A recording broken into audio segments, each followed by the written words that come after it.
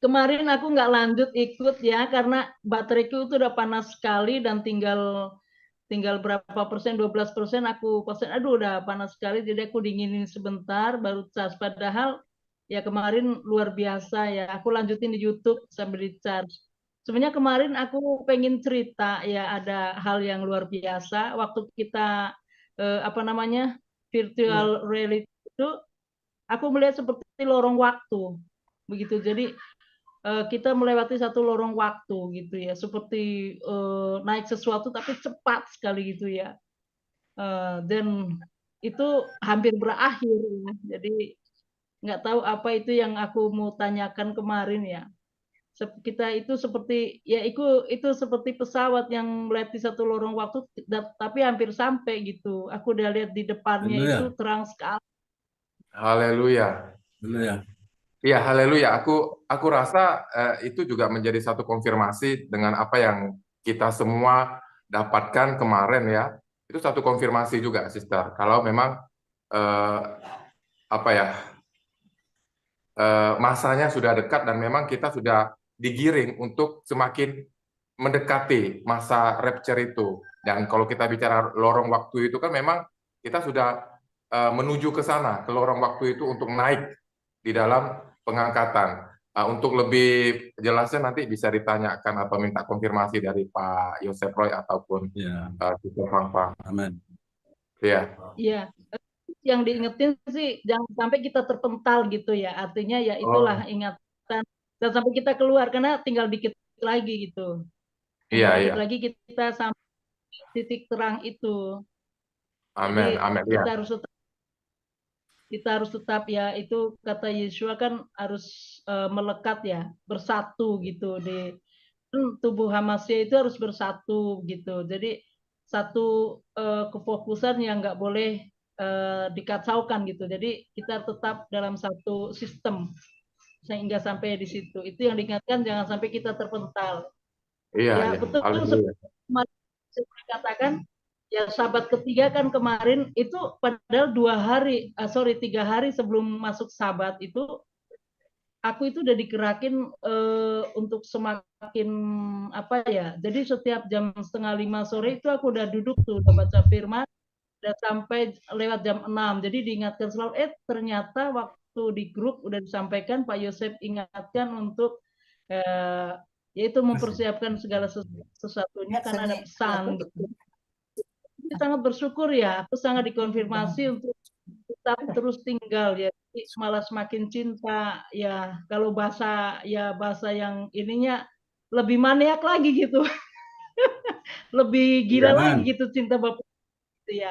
iya iya, Jadi kita kita udah kita semakin tergila-gila sama Bapak Yahweh, istilahnya ya. ya, Ya, kita semakin cinta, semakin tergila-gila sama Bapak Yahweh. semakin gila sama Bapak Yahweh itu artinya semakin aduh, pokoknya aku nggak mau lepas deh, aku nggak mau lepas gitu. Jadi semakin kerinduan itu mendalam ya. Jadi dan keinginan-keinginan ya udah, kalau orang-orang lain nggak mau diingetin ya udah, jadi bukan berarti bermasa bodoh begitu ya, tapi itu justru lebih mendorong untuk ya udah pikirkan kamu diri sendiri aja gitu, karena keselamatan kan kita kerjakan. Jadi aku nggak mau terpental hanya dengan sesuatu hal yang kecil gitu ya. Jadi tetap fokus aja, tinggal sedikit kok. Jadi aku lihat itu di lorong waktu itu tinggal sedikit lagi kita sampai. Amin.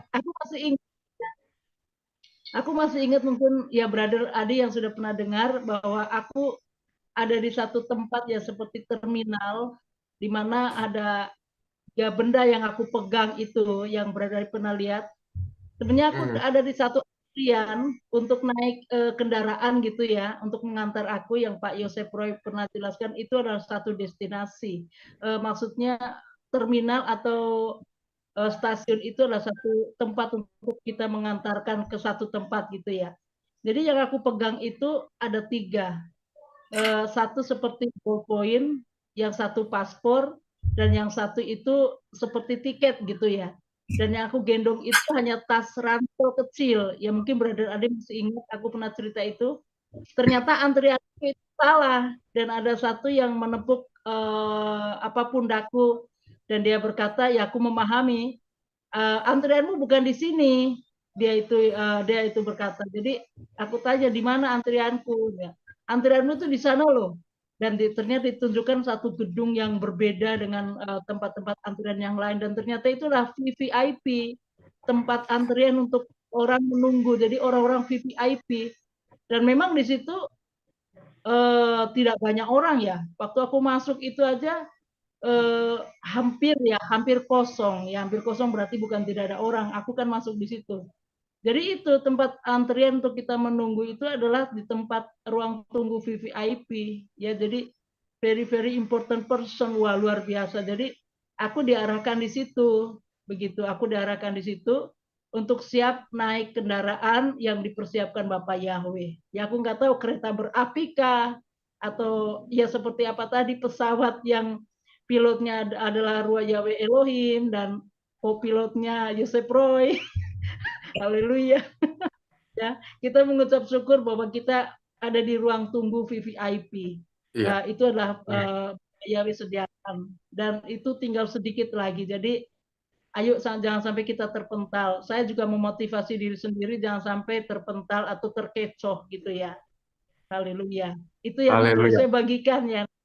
Haleluya. Ya, haleluya. Amin. Puji Bapak Yahweh, luar biasa, Sister. Itu intinya, kalau boleh saya tambahkan, melengkapi dengan apa yang kita dapatkan, apa yang kita sharingkan kemarin setelah pujian penyembahan, dan itu melengkapi. Karena memang pada intinya itu menjadi satu konfirmasi juga, Sister, ya, yang tentang lorong waktu itu dan tentang mimpi itu yang di terminal itu, karena kemarin rata-rata juga banyak yang menyampaikan dan mengkonfirmasi tentang pesawat.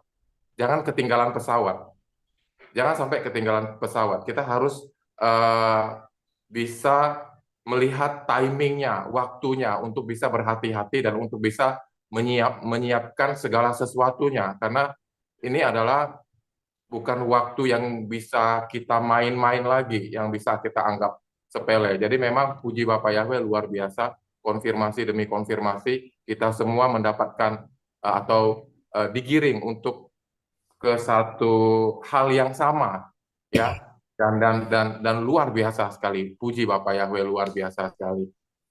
Haleluya. Itu Ini saya yang aku dapatkan itu udah lama, bukan kemarin.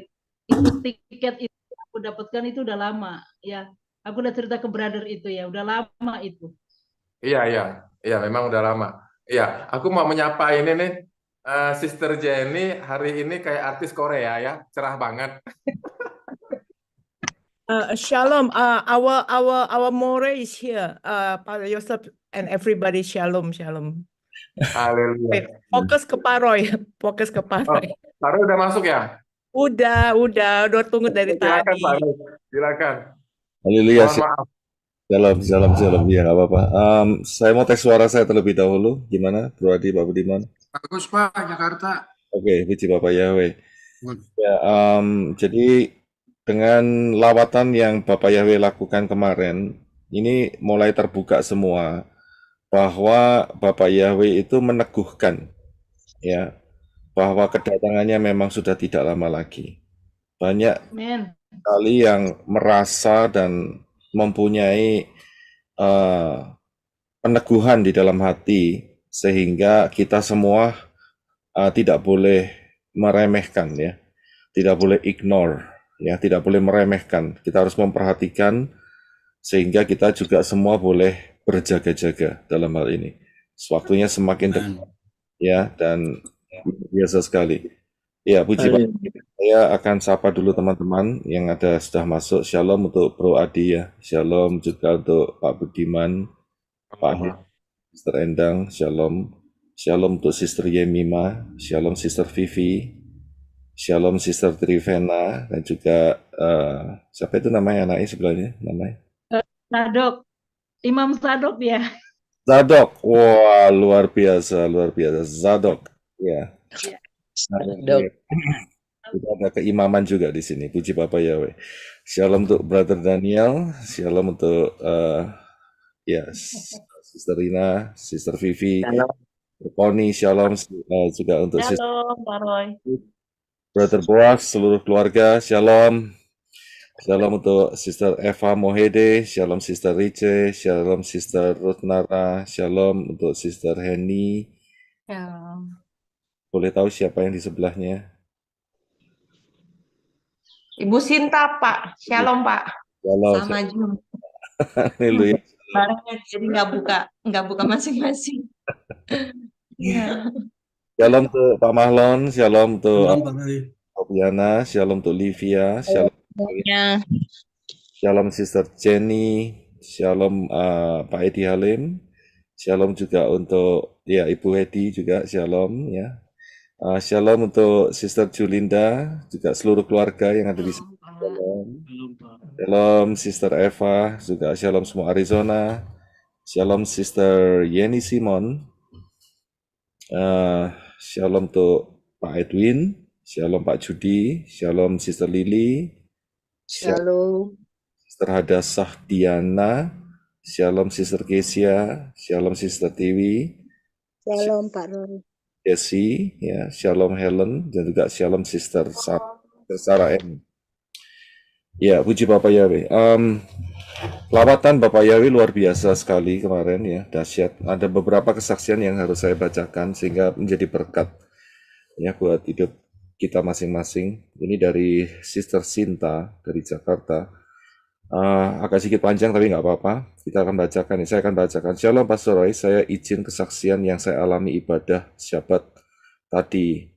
Tadi waktu masuk sesi doa, saya tidak melihat menorah besarnya, tapi saya merasakan tangan kanan saya bergetar hebat dengan sendirinya. Saat pastor bilang arahkan tangan ke menorahnya, pas pastor bilang ada api turun, saya melihat gambar apinya seperti ini. Dia kasih gambar api ya. Dari kecil tiba-tiba membesar dan turun ke atas saya seperti membungkus saya. Lalu saya merasakan panas di tangan dan di dada cukup lama. Juga ada angin bertiup tenang, tetapi cukup gede, juga untuk dirasa sampai 3 kali. Terakhir pas signal pastor hilang, terus kembali nyambung, pastor kan ada bilang, terus berdoa dan aktif speak in tongue ya. Saya coba dan tiba-tiba saya bisa speak in tongue dengan lancar. Ya, seolah-olah biasa melakukannya. Saya sempat kaget juga, tapi saya ingat kata-kata pastor, pokoknya jangan dilawan, terima saja. Jadi saya tetap fokus dan makin lancar, pastor. Tapi cuma satu kalimat yang sama doang. Waktu pastor kasih arahan dan saya selalu fokus dengan suara Ibu Adasa Fang Fang, karena saya suka sekali mendengarkan setiap kali Ibu Adasa Fang Fang speak in tongue. Waktu itu saya sambil menjulurkan lidah karena seperti ada permintaan julurkan lidah. Maka dengan iman saya keluarkan lidah kurang lebih 5 menit tanpa doa karena saya sambil fokus dengan suara Ibu Adasa Fang Fang. Gak lama pas pastor bilang bicara atau perkatakan apa ia tadi, nah itu langsung saya tiba-tiba lancar pastor, kaget juga tadi.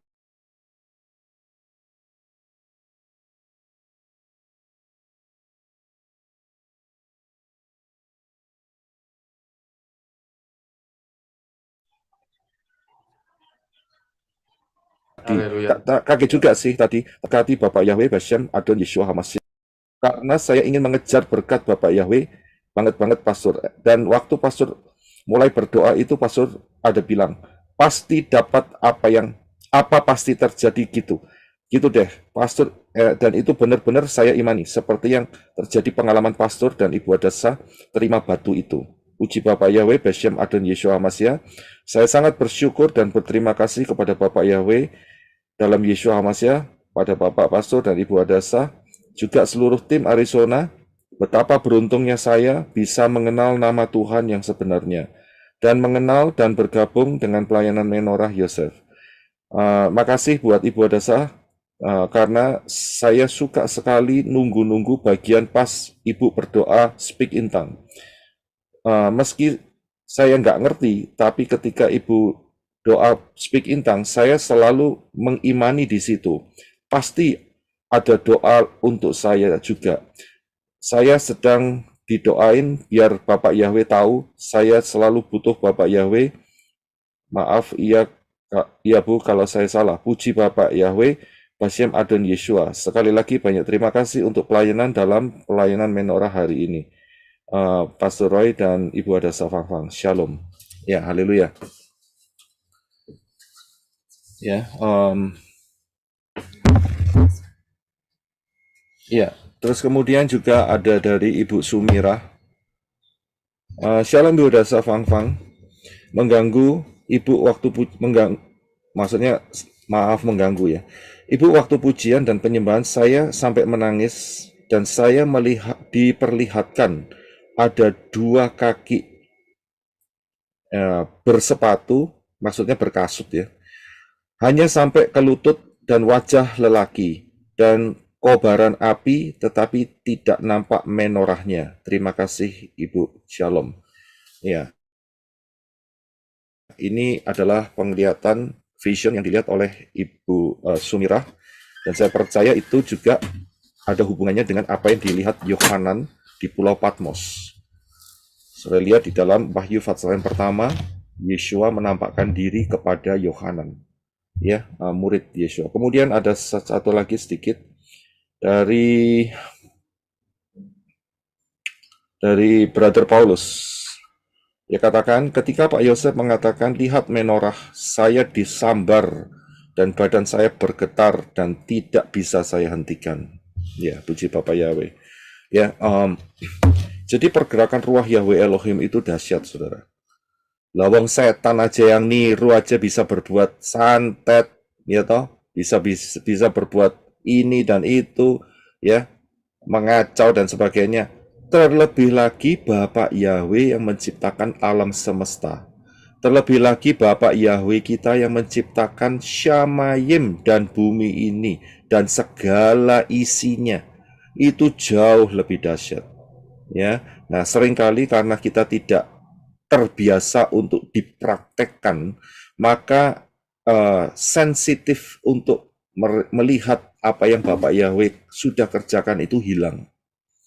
Ya, dan inilah merupakan cara setan, semua dirasionalkan, ya kan, sehingga hal-hal yang sebetulnya sebuah pengalaman itu hilang, itu rugi besar di situ.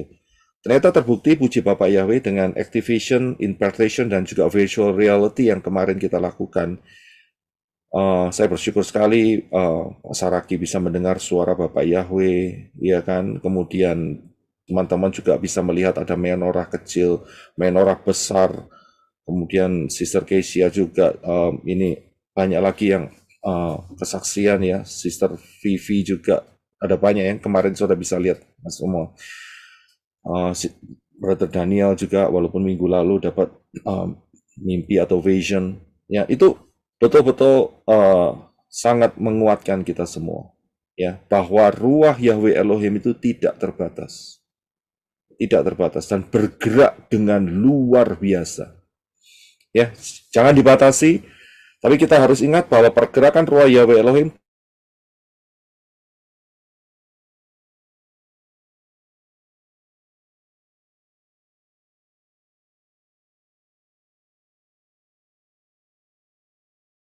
Frozen.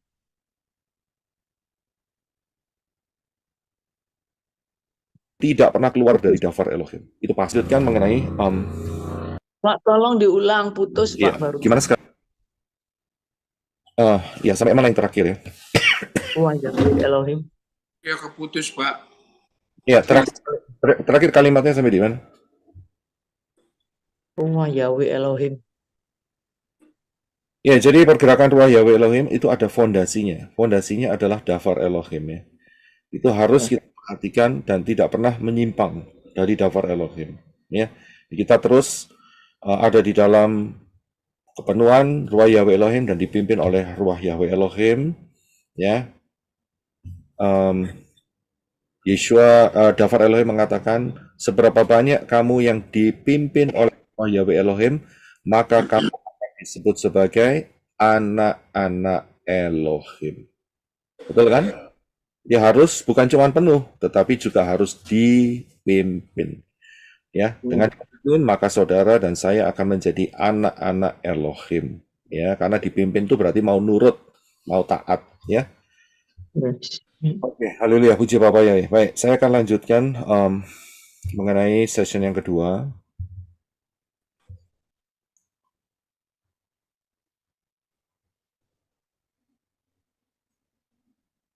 Ya. Ya, haleluya. Saya akan lanjutkan mengenai session yang kedua dari pembahasan yang mengenai Ruach Yahweh Elohim 7.000 tahun. Seperti biasa kita harus paham bahwa untuk kembali melihat Dafar Elohim yang benar, maka kita harus kembali ke akar pola Ibrani yang benar. Ya, karena inilah kuncinya. Dan di dalam akar pola Ibrani yang benar, kita akan kaya raya. Sedangkan di luar akar pola Ibrani yang benar, kacau balau, sedikit saja manfaatnya. Ya, sedikit manfaatnya. Oke, puji Bapak ya. Nah, kemarin saya sudah beritakan bahwa saya akan memfokuskan kepada dua hal. Ada yang mengatakan bahwa peresmian bait suci yang ketiga itu akan dilakukan pada saat Pesah tahun ini. Ya. Dan yaitu opini mereka ya. Akan tetapi ada yang satu grup yang juga memberikan opini yang mengatakan bahwa kalau ini segera digenapi, maka gugur semua pengajaran yang mengatakan rapture dulu, baru masa anti-Hamasya. Ya. Yang saya mau tanggapi adalah mengenai kalimat yang di bawah. Karena kalimat yang di bawah ini, ya, secara langsung itu menembak kepada pengajaran yang di pelayanan menorah. Ya, karena itu saya mempunyai obligation, saya mempunyai kewajiban untuk menjelaskan secara jelas. Karena saya berulang kali mengatakan bahwa kita ini sudah di tahun 2024 dan kita ini mendapatkan pengenalan akan Dafar Elohim yang lengkap. Ya, saya akan berikan gambarnya terlebih dahulu. Ini penting sekali, saudara ya. Tanpa peta zaman ini, kita tidak bisa atau tidak mampu untuk membuka rahasia Dafar Elohim ya. Ya, jadi ini penting sekali nih. Ya, sebentar ya.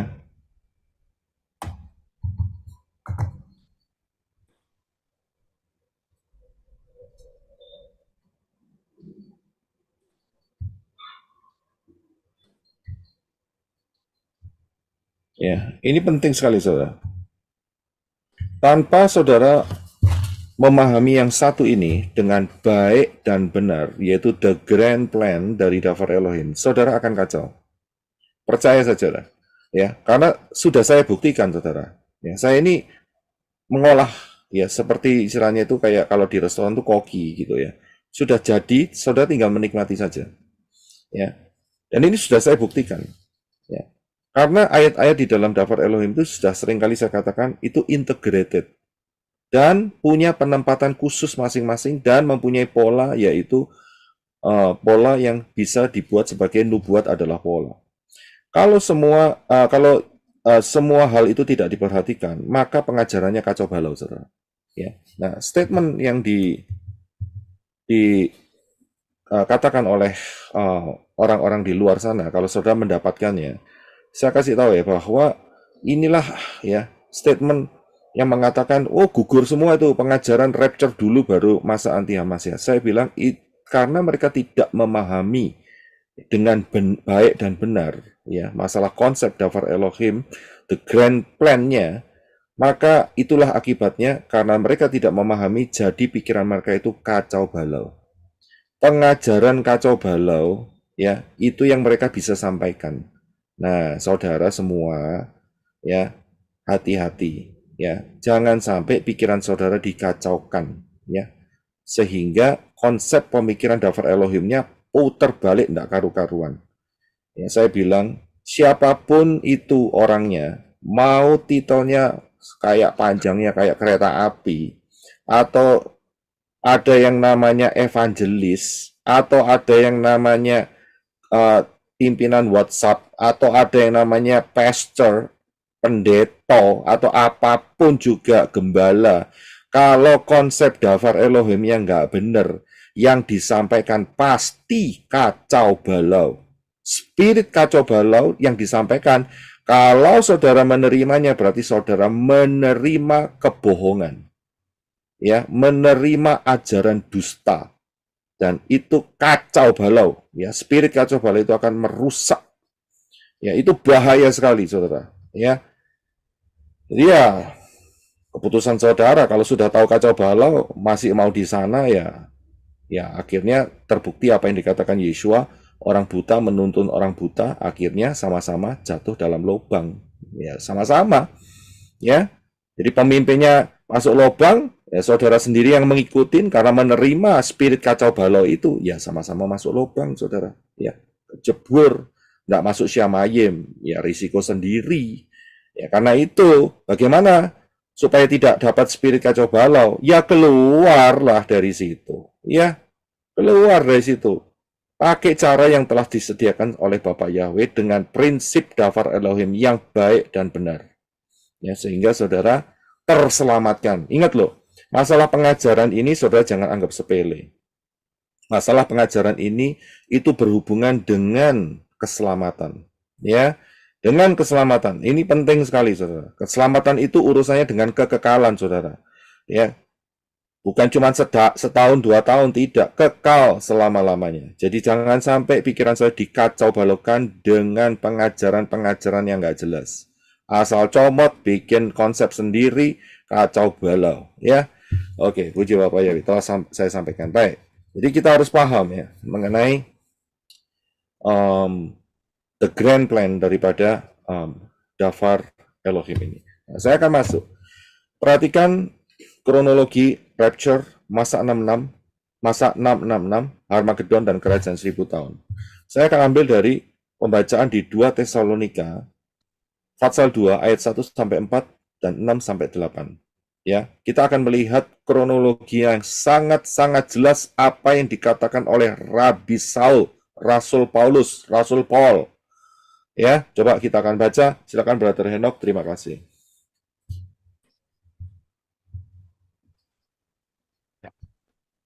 Dua Tesalonika pasal 2 ayat 1. Dan kami meminta kamu, saudara-saudara, sehubungan dengan kedatangan Tuhan kita Yesus HaMasiah dan berkumpulnya kita pada Dia. 2. Supaya kamu tidak cepat digoncangkan oleh pikiran, tidak pula ditakutkan, baik oleh roh, ataupun oleh perkataan, ataupun oleh surat, yang seakan-akan melalui kami, bahwa seolah-olah hari HaMasiah telah tiba. 3. Biarlah tidak seorang pun menyesatkan kamu dengan cara apapun, kecuali bahwa pertama-tama kemurtadan itu datang dan manusia pendosa, yaitu anak kebinasaan itu disingkapkan. 4. Yakni dia yang menentang dan meninggikan dirinya atas segala sesuatu yang disebut ilah atau sesuatu yang disembah, sehingga dia duduk sebagai ilah di tempat kudus Elohim sambil memamerkan dirinya bahwa dia adalah Elohim. 6. Dan sekarang kamu telah mengetahui apa yang menahan supaya dia dapat disingkapkan pada saatnya sendiri. 7. Sebab rahasia kedurhakaan sudah mulai bekerja. Hanya sekarang ada yang sedang menahannya hingga dia dapat muncul dari tengah-tengahnya. 8. Dan kemudian dia yang durhaka itu akan disingkapkan, yaitu ia yang akan Elohim binasakan dengan roh dari mulutnya, dan akan menyelenyapkannya melalui penampakan kedatangannya. Ya, terima kasih, Brother Eno. Ya, saya kasih ide dulu sama saudara, mengapa kok ayat ini dimunculkan oleh Rabbi Paul. Ya, karena saudara lihat ya, ayat pertama dan ayat kedua. Dan kami meminta kamu, kami ini adalah Rasul Paul, ya. Saudara-saudara, ini dia bicara kepada orang-orang di Tesalonika. Sehubungan dengan kedatangan Tuhan kita Yeshua HaMasiah, ya, dan berkumpulnya kita pada Dia. Ini maksudnya rapture, saudara. Berkumpulnya Dia pada kita.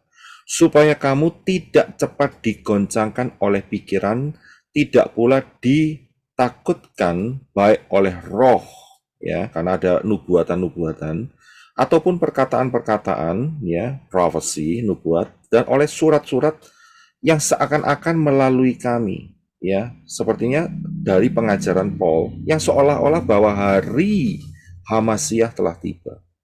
Saya harus kasih tahu, ingat saat Yeshua naik ke Syamayim, murid-murid itu sempat tanya, kapan engkau akan mendirikan kerajaan Israel? Masih ingat ya? Nah, rumor itu tidak berhenti sampai di situ. Rumor itu terus berkembang. Sehingga mereka punya konsep bahwa dalam zaman mereka, yaitu zaman di mana setelah kematian Yeshua dan kenaikannya, tidak lama setelah itu Yeshua akan datang kembali dalam zaman mereka. Inilah konsepnya. Ya, jadi mereka berpikir bahwa rapture itu sudah tidak lama lagi. Itu zamannya mereka, zamannya saat itu, yaitu pada saat setelah pencurahan Ruach Yahweh Elohim. Padahal zaman itu adalah zaman di mana mereka harus menyebarkan kabar baik gospel untuk ke seluruh dunia. Ya. Bukan ngurusi hari kedatangan Tuhan. Nah, karena itu sama Rabi Paul itu dibenerin, Saudara. Ya, ini maksudnya daripada ayat yang pertama dan ayat kedua. Ya, sehingga mereka tahu konsepnya, ya, dan ayat selanjutnya nanti kita akan lihat, yaitu bahwa zaman mereka itu bukan timing daripada kedatangan Yeshua HaMashiach. Nah, kedatangan Yeshua HaMashiach yang dimaksud di sini itu adalah second coming, ya. Nah, kita akan lihat. Jadi kalau kita lihat di ayat yang pertama dan kedua, dan kami minta kamu, saudara-saudara, sehubungan dengan kedatangan Tuhan kita, Yeshua HaMashiach, dan berkumpulnya kita padanya, ini kapan? Pertanyaan itu kapan? Supaya kamu tidak cepat digoncangkan oleh pikiran, tidak pula ditakutkan oleh roh ataupun oleh perkataan ataupun oleh suara yang seakan-akan melalui kami, bahkan seolah-olah hari Hamasiah. Kapan itu hari Hamasiah? Ya, telah tiba. Kapan hari Hamasiah? Hari Hamasiah itu kita harus tahu. Ya, hari Hamasiah dan berkumpulnya kita kepada Dia, ayat yang pertama, itu beda. Ya, kalimat berkumpulnya kita pada Dia itu rapture, kedatangan Tuhan kita Yeshua HaMashiach atau hari Hamasiah itu adalah second coming. Nah, ini dia. Saya bisa lihat di sini. Ya, ada yang namanya second coming, yaitu perang Armageddon. Ya, jadi saudara paham dalam hal ini. Ya, disinilah yang dimaksud sebagai hari Hamasiah. Ya, hari Tuhan kita Yeshua HaMashiach. Ingat ya, beda dengan hari Yahweh. Siapa yang mau coba menjawab? Apa bedanya? Hari Yahweh itu apa?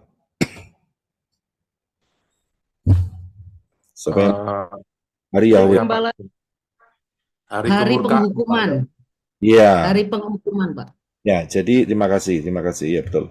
Jadi hari Yahweh itu adalah hari penghukuman. Kapan dunia ini dihukum? Tidak lain adalah masa anti Hamasiah. Inilah hari Yahweh, ya.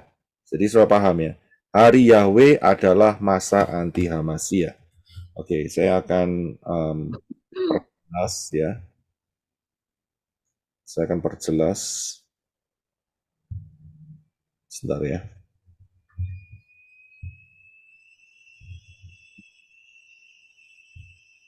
Saya akan perjelas supaya saudara paham ya. Ini kan kita Bible study nih.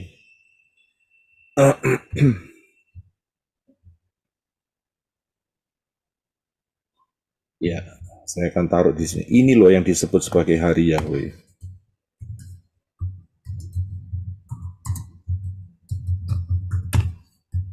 Ya, ini dia. Inilah yang disebut hari Yahweh, yaitu hari kemurkaan. Itu namanya hari Yahweh.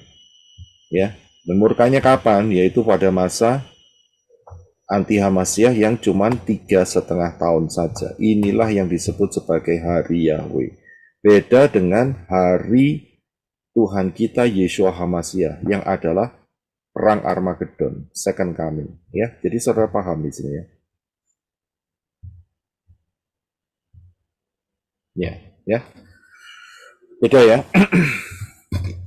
Ya, perang Armageddon itu adalah hari Yeshua HaMashiach atau hari sedangkan hari Yahweh adalah masa 666 karena disitulah bumi ini dihakimi oleh Bapak Yahweh. Karena apa? Karena menolak keselamatan yang diberikan oleh Bapak Yahweh di dalam Yeshua HaMashiach. Ya, paham. Nah, jadi kita tahu bahwa ayat pertama dan ayat kedua itu kapan masanya? Masa hari HaMashiach itu Armageddon, saudara. Oke, kita lanjutkan yang 3 dan 4. Ya.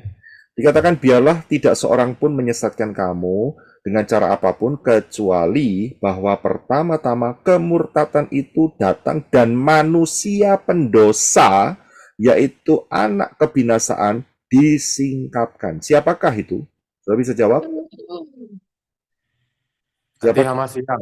Anti HaMashiach, iya, terima kasih, betul. Ya, jadi anti HaMashiach, the beast, itulah manusia pendosa, anak kebinasaan. Ya, jadi kita tahu ya. Nah, itu harus datang dulu. Ya, harus datang dulu sebelum hari Armageddon, hari Yeshua HaMashiach. Dan kemudian saat dia datang, ya, dikatakan ayat yang keempat, dan dia, the beast 666, yang menentang dan meninggikan dirinya atas segala sesuatu yang disebut ilah atau sesuatu yang disembah, sehingga dia, the beast, ya, 666, duduk di sebelah ilah, duduk sebagai ilah di tempat kudus Elohim sambil memamerkan dirinya bahwa dia adalah Elohim. Nah, ayat pasal 4 ayat 4 yang bagian terakhir, duduk sebagai ilah di tempat kudus Elohim itu di mana? Saudara tahu jawabannya ya? Di mana? Bait Yerusalem. Bait suci. Bait suci yang ketiga. Ya, jadi kita paham ya. Bait suci yang ketiga, dia akan menduduki di situ. Ya. Nah, terus kemudian ya, sekarang ayat yang ke-6. Dan sekarang kamu telah mengetahui apa yang menahannya, supaya dia dapat disingkapkan pada saatnya sendiri. Atau dalam terjemahan IMB dikatakan, sekarang kamu tahu apa yang masih menahannya, sehingga ia baru akan menyatakan dirinya pada waktu yang telah ditentukan baginya. Saya bisa lihat, penentuan buat dia adalah sebelum kedatangan Yeshua HaMashiach. Dan kita tahu bahwa masa 66 itu hanya berapa lama? 3,5 tahun.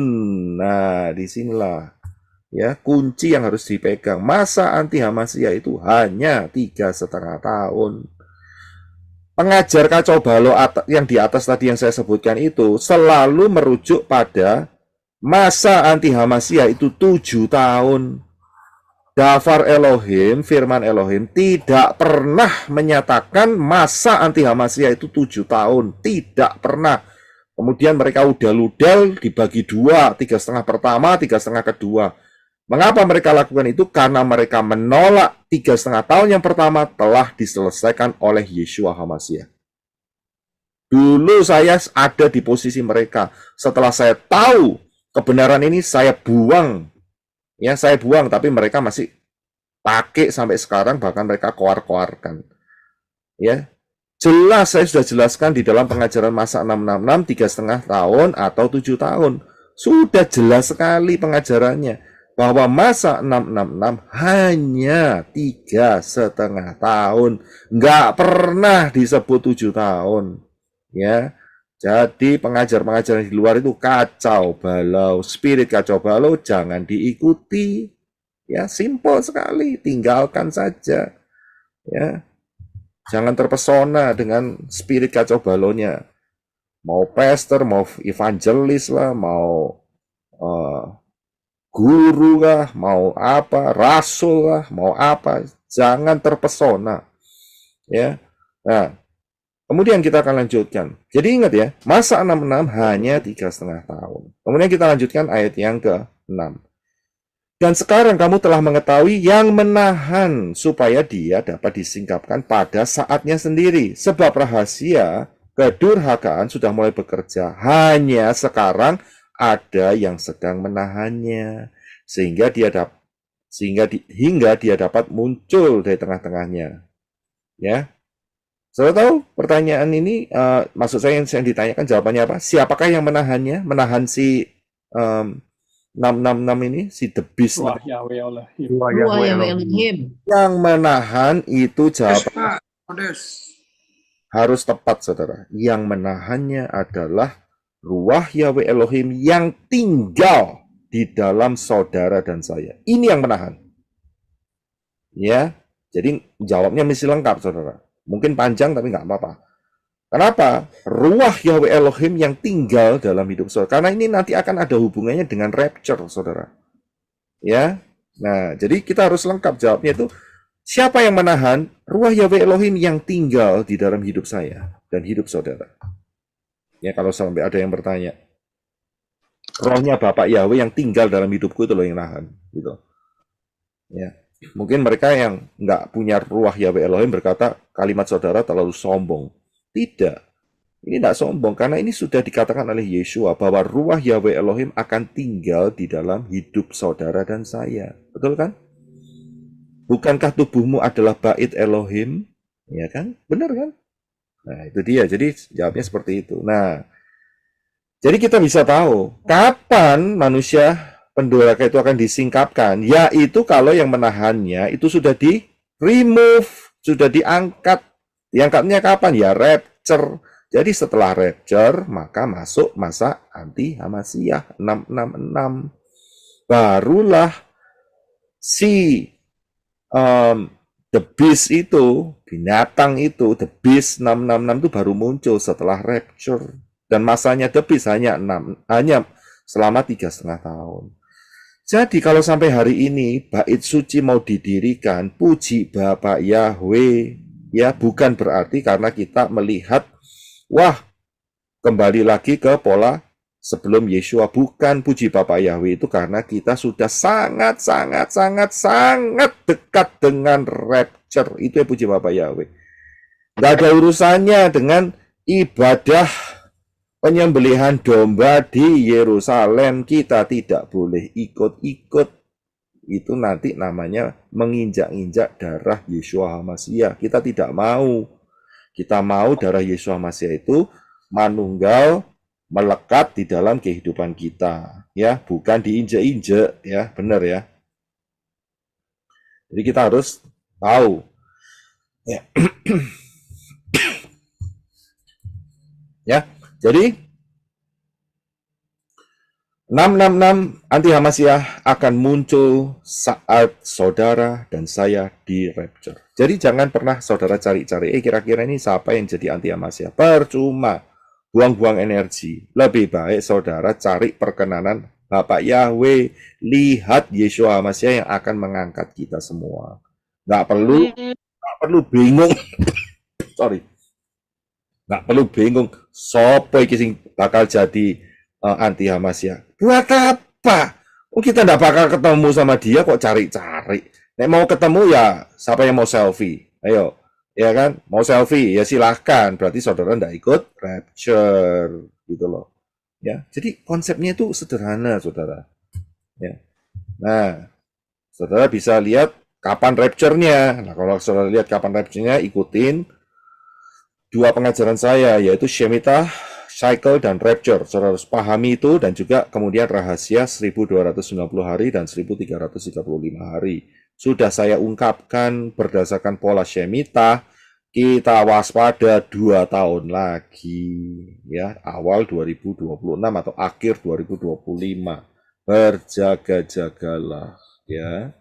Nah, kemudian kalau kita lihat ayat selanjutnya, ayat 8, dan kemudian dia yang durhaka, siapa? The Beast 666, itu akan disingkapkan, yaitu ia yang akan Tuhan binasakan dengan roh dari mulutnya dan melenyapkannya melalui penampakan kedatangannya. Atau dalam IMB dikatakan, maka si pendurhaka itu akan dinyatakan, tetapi Tuhan akan membinasakannya dengan nafas mulutnya dan melenyapkan dia,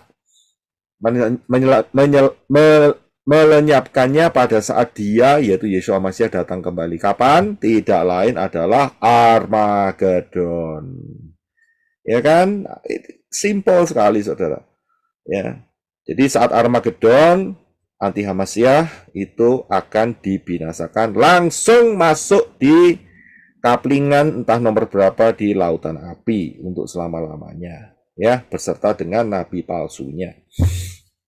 Jadi sangat-sangat jelas, ya, sangat-sangat jelas. Jadi jangan ikutin ya spirit kacau balau, ya, jangan terpesona dengan seolah-olah menampilkan pola Ibrani, ya, dengan menorah, dengan tabut perjanjian, dengan ya apapun, tetapi di dalamnya ada spirit kacau balau. Hati-hati ya, saudara, jangan ketipu dengan ornamen-ornamen seperti itu. Saya pakai menorah, ya, saya pakai menorah, saya pakai huruf-huruf Ibrani, saya pakai juga kemah suci, dan juga untuk tabut perjanjian. Tapi saudara bisa melihat apa yang saya sampaikan itu tidak pernah ayat-ayat Dafar Elohim itu bertentangan satu sama lain. Semuanya sinkron dan integrated satu sama lain di dalam posisi yang luar biasa, ya, sehingga mudah untuk dipahami, mudah untuk dimengerti, ya. Dan saudara boleh menikmati, dipersiapkan untuk menjadi mempelai Yeshua HaMashiach. Ya, paham ya? Haleluya. Nah, sekarang saya mau tanya sama saudara terlebih dahulu. Sebelum saya lanjutkan, ya, saya mau tanya sama saudara terlebih dahulu.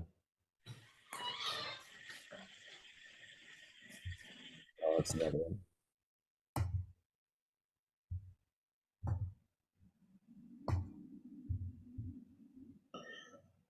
Ya. Oke, sebentar ya.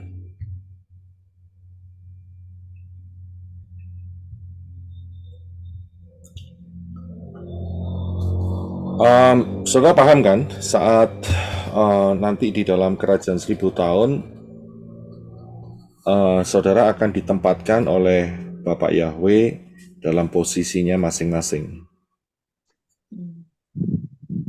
Ya, saya mau tanya, saudara kepingin posisi yang tinggi atau posisi yang rendah? Yang tinggi, Pak Roy. Yang tinggi, Pak. Pas.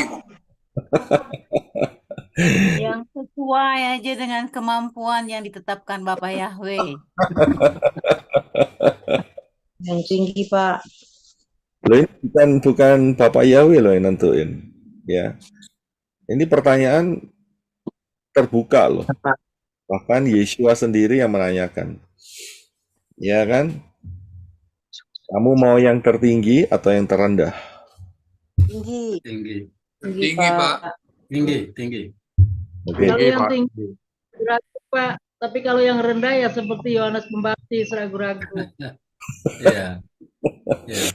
Ya, oke, kita akan lanjutkan. Ya, oke, baik. Pak Yosef Roy. Ya, silakan. Pak Yosef Roy, mohon maaf Pak Yosef Roy. Ini tadi Pak Yosef Roy menjelaskan maka si pendurhaka itu akan dinyatakan, tetapi Tuhan akan membinasakannya dengan nafas dari mulutnya dan melenyapkannya pada saat dia datang kembali. Ya. Kapan itu? Yaitu pada masa Harmagedon. Ya. Ya, dan Pak Yosef Roy bilang tadi, mohon maaf, dia akan dilemparkan ke lautan api. Bukankah belum, Pak Yosef Roy? Oh, kita harus paham. Ya. Dilemparkan ke lautan api bukankah setelah kerajaan 1000 tahun, Pak Roy? Tidak. Ya, kita harus paham karena ada ayatnya, ya, yaitu di dalam Wahyu. Ini sorry ya, suara saya habis nih ya. Kemarin sangat luar biasa sekali, Haleluya. jadi saudara sabar sedikit ya. Suara saya agak sedikit. Oke, ya. Jadi penghuni pertama daripada siapa itu namanya, lautan api, ya, itu sudah diputuskan oleh Bapak Yahweh. Ya, sudah diputuskan. Bukan untuk orang-orang yang setelah kiamat, bukan. Ya, berarti sekarang ini lautan api itu sudah ada. Sekarang ini. Ya. Ayatnya coba dibaca di dalam Wahyu pasal yang ke-19. Wahyu 19 ayat yang ke-20.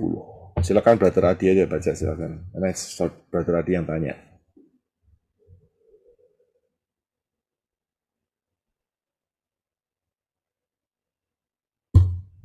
Wahyu 19 ayat 20 ya Pak Roy. Ya. Haleluya. Dan tertangkaplah binatang buas itu dan bersamanya nabi palsu yang membuat tanda-tanda di hadapannya, yang dengannya dia telah menyesatkan mereka yang menerima tanda binatang buas itu dan mereka yang menyembah ikonnya selagi hidup. Keduanya dilemparkan ke dalam lautan api yang dinyalakan oleh belerang. Amin. Ya, bisa lihat. Jadi mereka adalah penghuni pertama sebelum setan dimasukkan di lautan api. Siapa? Oke. The beast, binatang dan nabi palsu. Oke. Selamatlah buat mereka. Selamatlah buat mereka. Ya, congratulations. Itu yang bikin masalah di dalam dunia ini. Karena mereka adalah kaki tangan daripada Satan. Ya, itu dia. Tapi kita nggak perlu tahu siapa yang bakal jadi. Karena toh kita juga di rapture, jadi kita tidak akan berhadapan dengan mereka, ya.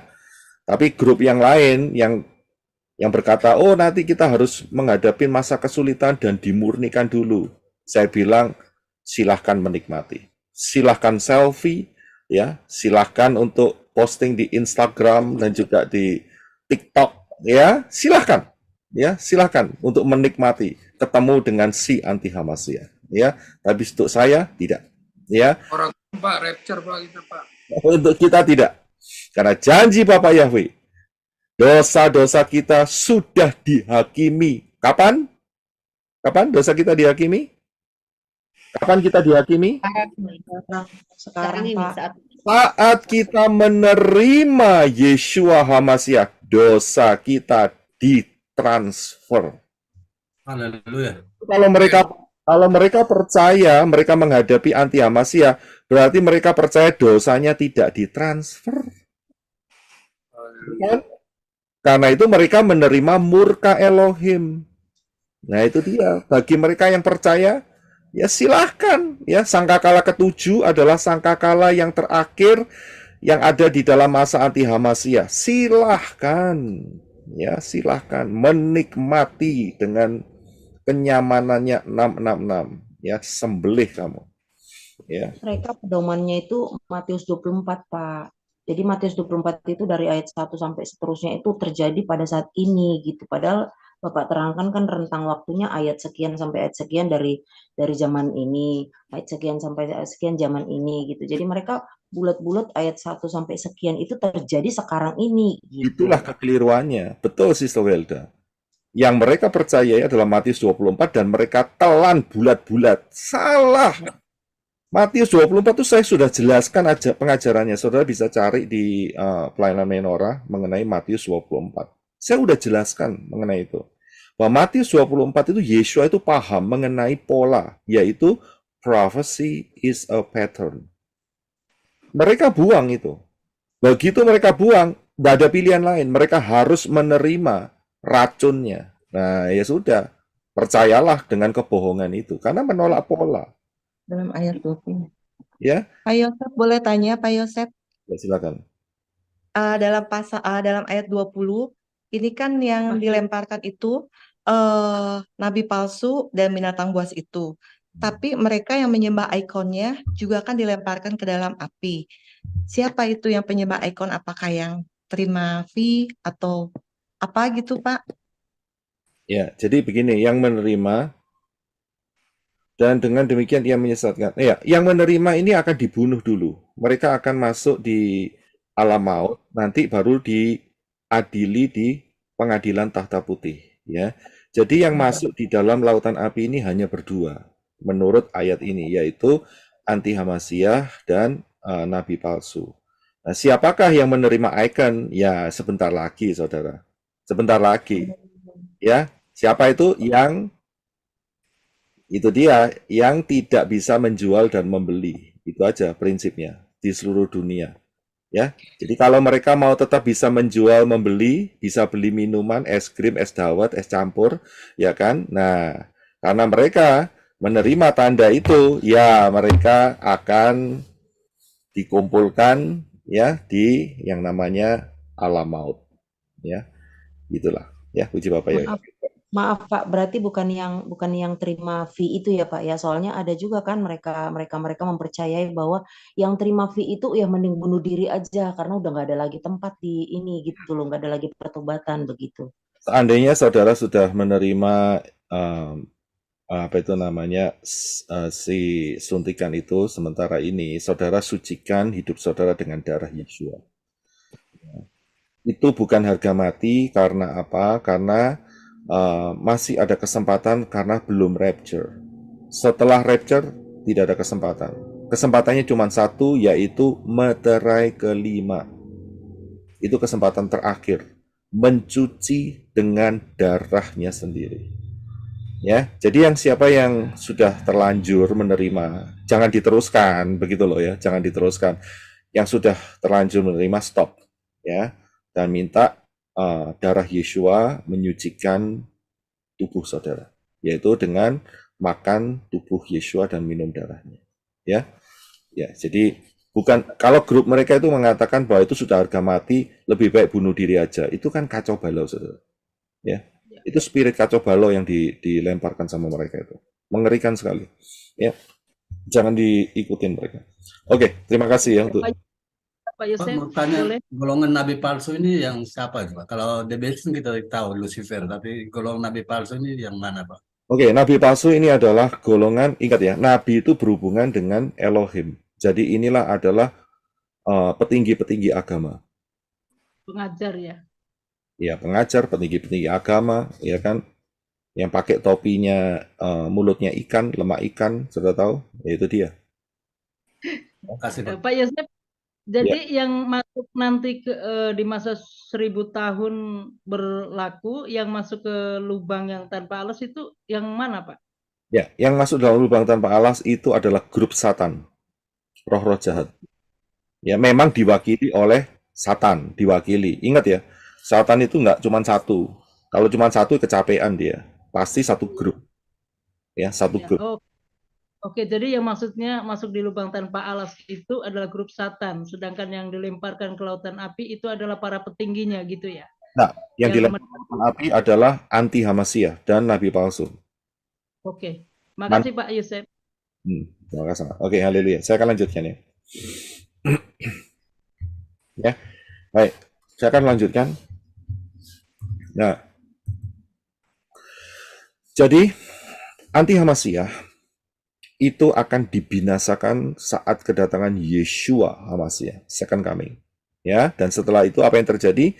Kerajaan 1000 tahun, ya kan? Jadi inilah urutan yang benar, ya. Ini urutan yang benar. Ya, karena urutan ini sudah saya uji dengan semua ayat-ayat dan integrated satu sama lain, tidak bertentangan. Ya, dapat dipercayai, ya, dengan utuh, baik dan benar. Itu yang saya berikan. Saya tidak mau kasih racun sama saudara. Saya tidak mau kasih roh kebingungan dalam hidup saudara. Saya tidak membuat konsep sendiri. Semuanya ayat-ayat ini menjelaskan kepada saya dan saudara semua dengan jelas, sangat-sangat jelas. Ya. Amin. Nah, iya. Ini disebutkan mereka percaya Matius 24 ditelan mentah-mentah. Ya, salahnya sendiri, siapa suruh telan mentah-mentah. Nggak mau lihat pola yang benar. Nah, itu dia. Ya, karena itu bertentangan. Ujungnya bertentangan, saudara. Bingung sendiri. Karena mereka di grup mereka itu roh kekacauan semua. Saudara. Penuh kekacauan. Ya, kalau nggak mau hidup kacau, ya keluarlah. Ya. Oke, puji Bapak Yahweh. Nah, saya akan lihat mengenai fase yang ketiga Ruah Yahweh Elohim. Ya, kemarin kita sudah bahas fase yang kedua, 1 dan kedua. Saya berikan ayat-ayat ini ya. Coba saudara jawab ya, kapan ayat-ayat ini digenapi? Silakan.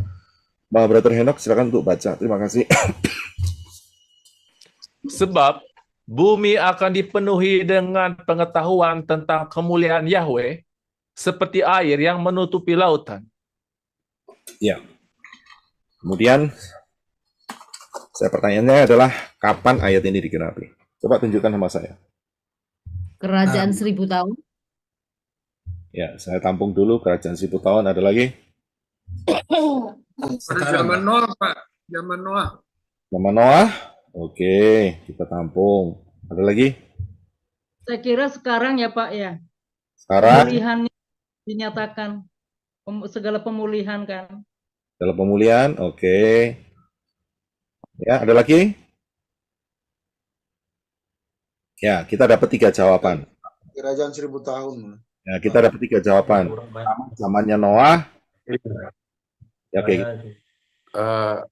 Pak Roy, Ya, silakan. Pak Saragi bilang sekarang, Pak. Sekarang, oke. Ya. Ayo, kita akan lihat. Kita tutup dulu ya, mute semua ya, supaya jelas ya. Kasihan yang di YouTube kadang-kadang kita tabrakan, suaranya tidak kedengaran.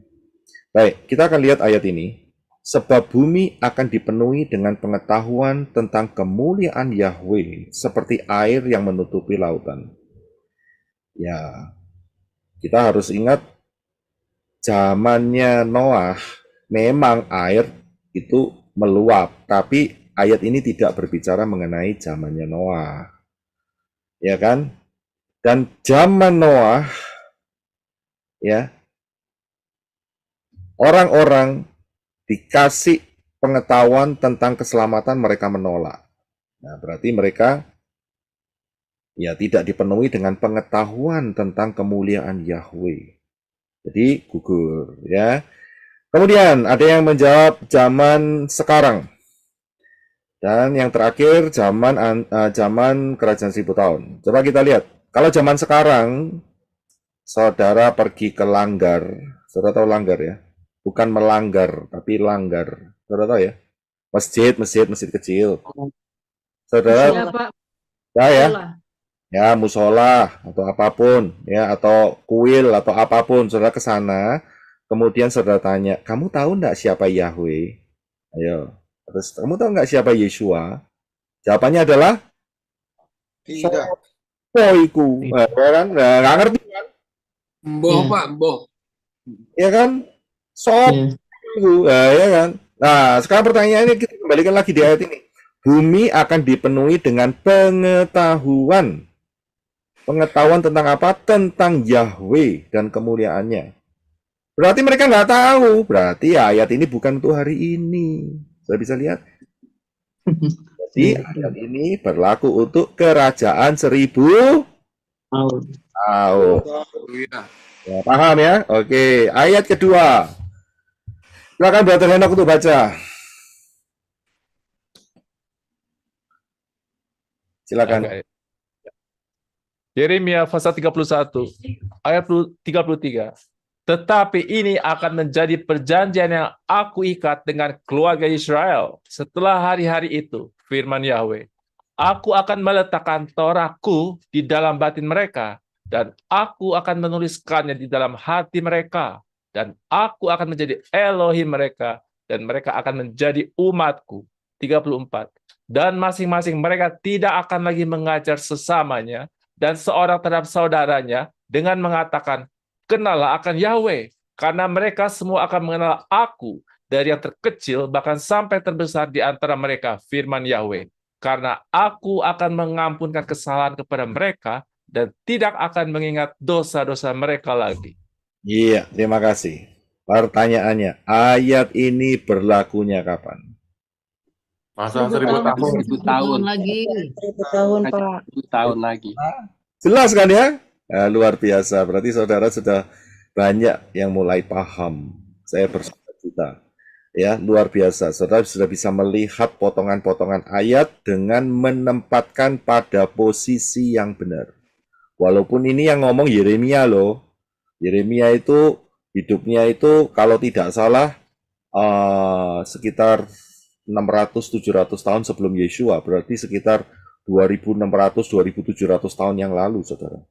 Tapi saudara bisa melihat ayat ini belum tergenapi. Kenapa? Karena kita belum dalam kerajaan 1000 tahun. Ini ayat masa depan, begitu loh. Ya, dari mana kita bisa tahu ayat ini untuk kerajaan 1000 tahun? Dikatakan ayat 34, masing-masing mereka tidak akan lagi mengajar sesamanya. Jadi saat itu yang namanya evangelis, pastor, gembala itu sudah tidak punya, sudah tidak punya kedudukan lagi. Sudah bisa lihat di situ. Ya. Buat apa ya? Nah, buat apa ngajar? Gitu loh. Iya, Pak. Betul nggak? Iya betul Pak. Buat apa ngajar? Nggak ada Bible study. Dikatakan kan, dan masing-masing mereka tidak akan lagi mengajar sesamanya dan seorang terhadap saudaranya dan mengatakan, hei, kenallah Yahweh, karena mereka semua akan mengenal aku, dari yang terkecil bahkan sampai yang terbesar dari antara mereka. Sudah bisa lihat dari kanak-kanak kapan itu? Saya bisa lihat. Pengetahuannya udah sama semua Pak. Tidak lain adalah kerajaan 1000 tahun. Kenapa kok ini bisa terjadi?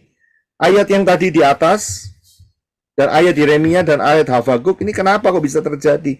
Karena dalam kerajaan 1000 tahun semua manusia melihat Yeshua. Betul? Loh, saudara kan nanya, loh ini kok ada nama Yahweh di sini? Nah, ya kan? Kok mengenal Yahweh? Ya ingat loh, ini Yeremia masihan. Nama Yahweh kan nanti tunggu dulu 600-700 tahun kemudian baru Yeshua turun kan? Maksudnya Yahweh turun dalam bentuk manusia yaitu Yeshua HaMashiach gitu loh. Ya kan? Karena itu pakai nama Yahweh di sini. Jadi Yahweh sama dengan Yeshua gitu loh. Ya kan? Nah, dari lihat ini ya spirit kacau balau gitu loh. Ya, jadi Yahweh sama dengan Yeshua. Yeshua mengatakan, aku dan Bapa adalah satu. Sehat Pak. Selesai cerita. Iya kan? Ini kenallah Yahweh, ya kan? Dari yang kecil sampai besar. Sampai hari ini belum pernah ada kejadian seperti ayat ini. Karena ayat ini dipersiapkan untuk masa kerajaan 1000 tahun. Oke. Jadi paham ya? Nah, sekarang kita lihat. Masa kerja Ruah Yahweh Elohim dalam fase ketiga. Fase pertama, fase kedua, sudah lihat yang kemarin ya. Saya nggak bahas lagi. Ya, ini fase yang ketiga.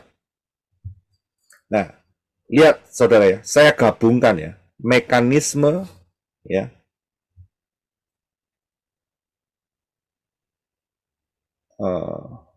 Oke, ini kok tempat saya ada tulisan preparing live streaming ya. Saya cek dulu bentar. Kenapa ini? Tempat kita nggak ada, Pak. Di YouTube gimana nih? Jalan nggak nih? Nggak ada, Pak. YouTube jalan, Pak. YouTube jalan? YouTube jalan, Pak Roy. Iya, dan di screen kita nggak ada tulisan itu. Oke. Saya mau make sure soalnya di screen saya ada tulisan preparing live stream, dia bilang gitu. Ada.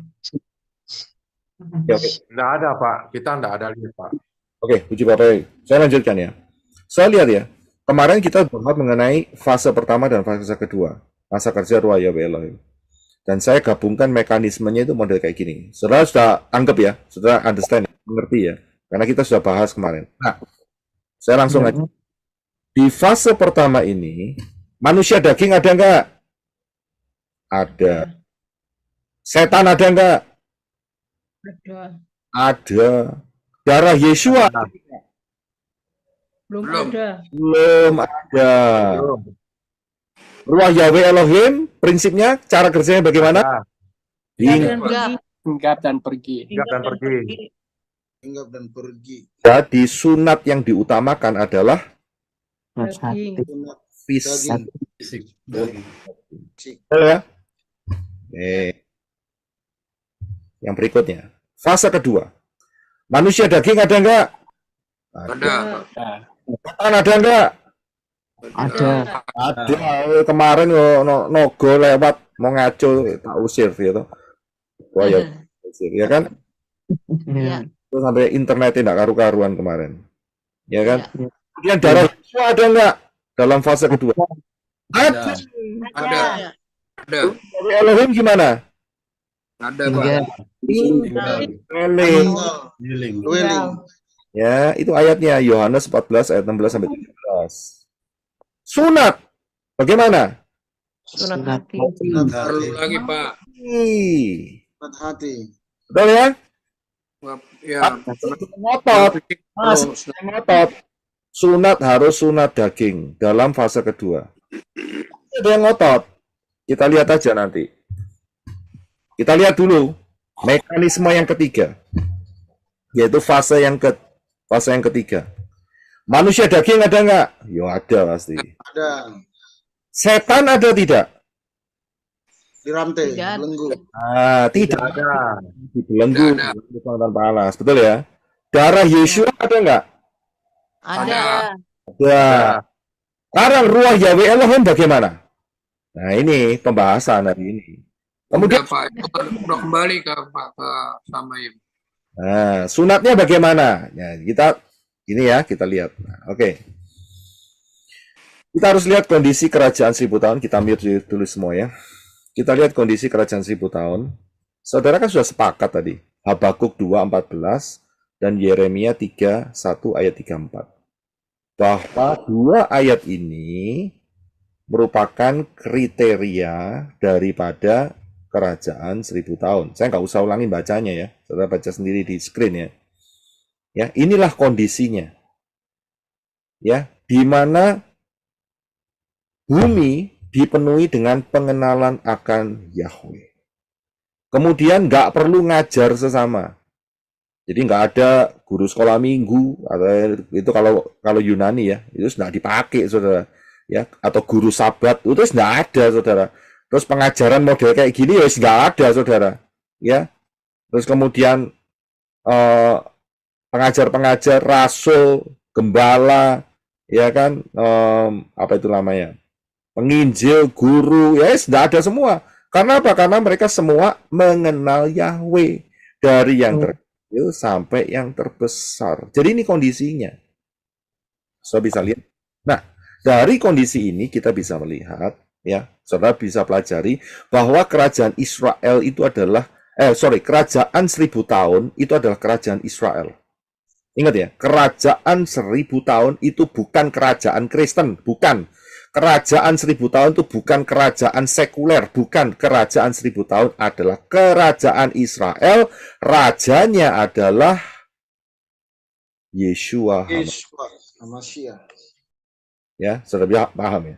Yeshua HaMashiach. Jadi ini kerajaan Israel, bukan kerajaan kekristenan, ngaco itu namanya, ya, paham ya?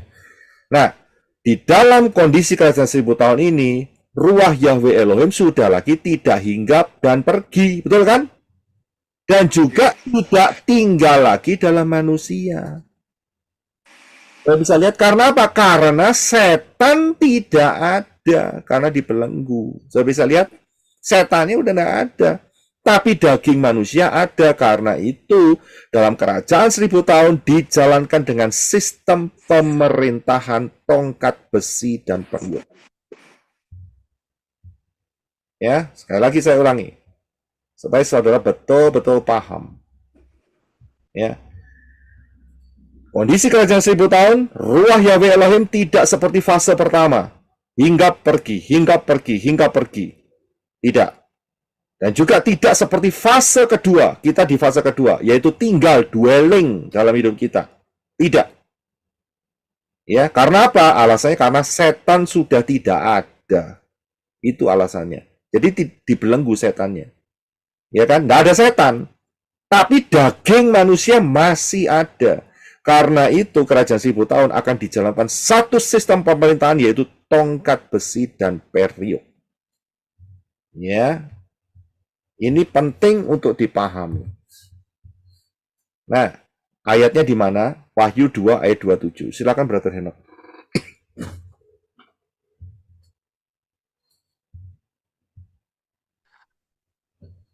Dan ia akan memerintah mereka dengan tongkat besi. Mereka akan diremukkan seperti tembikar tukang periuk, sama seperti yang kuterima dari Bapakku. Ya, terima kasih. Ia di sini yang pertama itu adalah kehilat. Orang-orang yang di rapture. Jadi saudara dan saya akan diberi tugas. Tugasnya adalah memerintah manusia fisik alamiah yang ada di kerajaan 1000 tahun dengan sistem tongkat besi dan periuk. Sistem ini, ditulis ayat ini, sama seperti yang kuterima dari Bapakku. Jadi Yeshua pun sebagai pimpinan tertinggi di dalam kerajaan 1000 tahun juga menjalankan sistem yang sama, yaitu tongkat besi dan periuk. Sudah paham ya? Tongkat besi lawan periuk, periuknya modiar, ngerti maksudnya? Mana bisa periuk dilawan dengan tongkat besi? Itu maksudnya. Jadi, periuk ini adalah cerita tentang tubuh jasmania. Tongkat besi bercerita mengenai kekuasaan Elohim. Jadi kalau periuknya mokong, tidak mau taat, ya, mokong dan dokong, ya, saudara tahu ya? Saya nggak tahu, sorry, yang masih belajar nih, ya. Apa ini? Tolong ditranslate nih, Pak Herwin, tolong translate Pak Herwin, translator kita nih. Mokong dan dokong bahasa Indonesia. Taat ya Pak. Tidak taat. Mokong itu tidak taat. Ya. Nurut. Ya. Mokong dan dokong. Ya. Jadi melawan, ya, tidak taat dan melawan, maka akan dikepruk. Tahu dikepruk? Tahu. Ya. Hanya Ibu Rita yang ngomong tahu. Ya. Dikepruk. Itu dihancurkan, ya, dihancurkan dengan tongkat besi. Saya bisa lihat, perhatikan ayat di Yesaya 65 ayat 20. Silakan Brother Henok. Di sana tidak akan ada bayi yang hanya berusia beberapa hari atau orang tua yang tidak mencapai lanjut usianya. Sebab orang yang mati pada umur 100 tahun masih akan dianggap muda. Dan siapa yang tidak mencapai umur 100 tahun akan dianggap kena kutuk. Nah, ayat ini berarti untuk ayat di mana? Kerajaan 1000 tahun. Kerajaan 1000 tahun. Wah, sudah mulai pintar-pintar, puji Bapak Yahweh, luar biasa. Ya, saudara dapat poin semua nih. Oke, mute sebentar ya. Dari mana kita bisa tahu ayat ini untuk kerajaan 1000 tahun? Ya jelas dong. Umur 100 tahun masih muda. Kalau tidak mencapai umur 100 tahun, kena kutuk. Rata-rata manusia sekarang nggak mencapai 100 tahun. Ya, 80, 85, 90, 95, 99, game semua gitu loh. Sedikit yang bisa lewat. Ya, saya bisa lihat, tapi itu pun sudah tua-tua banget gitu loh, kalau sudah 100 tahun. Tapi ini dikatakan ayat ini, orang yang dianggap muda itu adalah yang usia 100 tahun, saudara. Ya. Orang yang mati pada umur 100 masih dianggap muda. Wow, luar biasa nggak nih? Kerajaan 1000 tahun. Ya, umurnya berapa? 120. Oh, si enom ini. Gitu, ya kan? Masih muda sekali, masih imut-imut begitu ya. Masih muda sekali, saudara. Bayangkan umur 120 tahun hari ini, saudara berani ngomong, aduh mak, kok embut-embut mak, imut-imut mak, ya. Iya enggak kan ya.